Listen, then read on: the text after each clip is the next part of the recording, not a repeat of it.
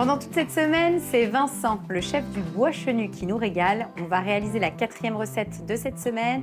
Il est parti donc sur un dos de cabillaud croustillant, chorizo basilic avec un écrasé de pommes de terre.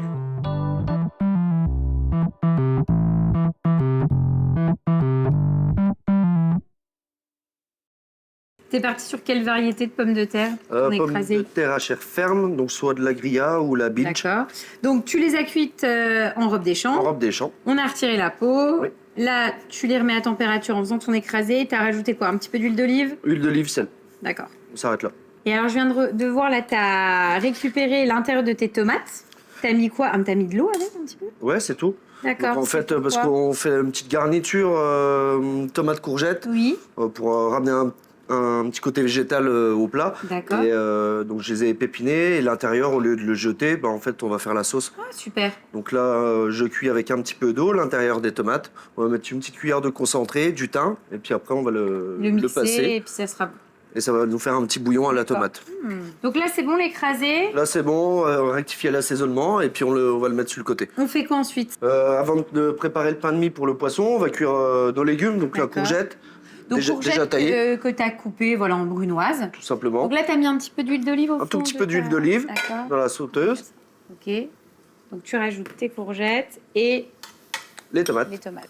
Et là, on va surveiller la cuisson. Du sel pour faire tomber l'eau de végétation. D'accord. Mélange. Là, l'idée, c'est de faire quelque chose Ouais. d'assez rapide. Il faut Ouais. garder un peu le croquant, quoi. Ouais, là, il y en a pour 5-10 minutes, quoi. Hein Ensuite, On attaque ce pain de mie.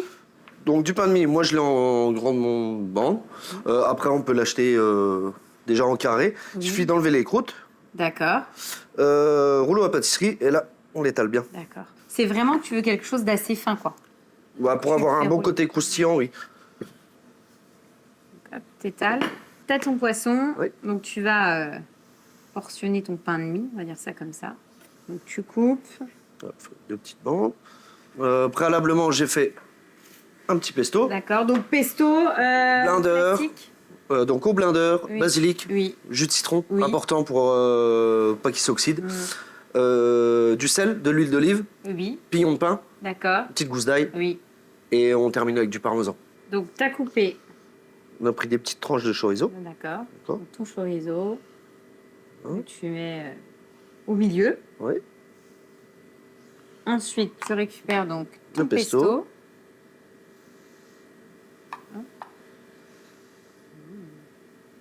Bah, déjà, l'association pesto-chorizo, Ça marche. on est pas mal. Tu récupères une petite feuille de basilic, enfin quelques feuilles de basilic. Et ensuite, donc, tu poses ton cabillaud dessus. Là, on assaisonne légèrement le D'accord. poisson, mais toujours au dernier moment. Hein. Oui. On fait pas trop à l'avance. Et après, c'est parti. Alors, si on n'a pas de plancha comme toi... Poêle anti-adhésive. Oui, c'est ça, une bonne poêle anti-adhésive, et puis ça fonctionne bien, quoi. Et là, on part pour combien de temps? Là, on va le faire griller 2 petites minutes. D'accord. Puis après, on va le retourner pour griller légèrement le poisson. Ok. Et après, on débarrasse, on finira la cuisson au four. Donc là, c'est pas mal, tu penses? On On va- vérifie. De toute façon, l'idée, c'est que le... Ah ouais, super. Ouais, on est bien. Hein. Ah, t'as un côté hyper gourmand avec le pain, là.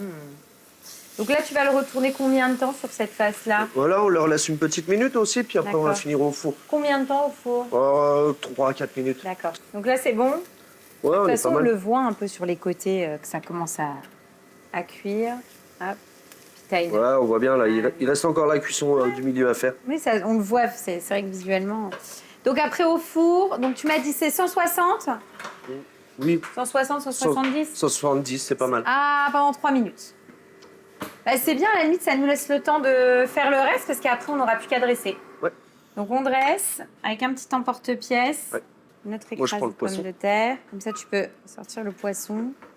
Je rajoute un tout petit peu de pesto sur mon toast, histoire de vraiment donner un bon goût de basilic. Au dernier moment, sur la pomme de terre, on y met un petit peu de chorizo. D'accord.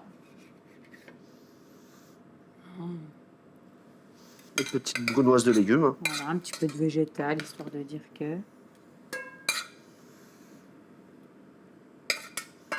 C'est quoi ça?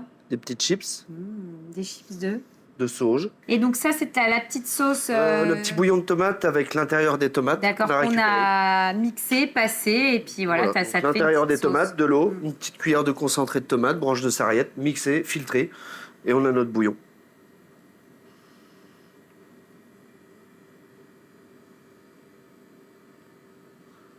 Donc de la gourmandise, c'est relativement copieux, c'est de la légèreté, très frais, même si c'est chaud. Mais je pense un bon plat estival. Eh ben écoute, on va voir ce que ça donne, on va goûter. Ouais. Bon, on y va. Hein. Bon appétit. J'essaye de prendre un petit peu de tout.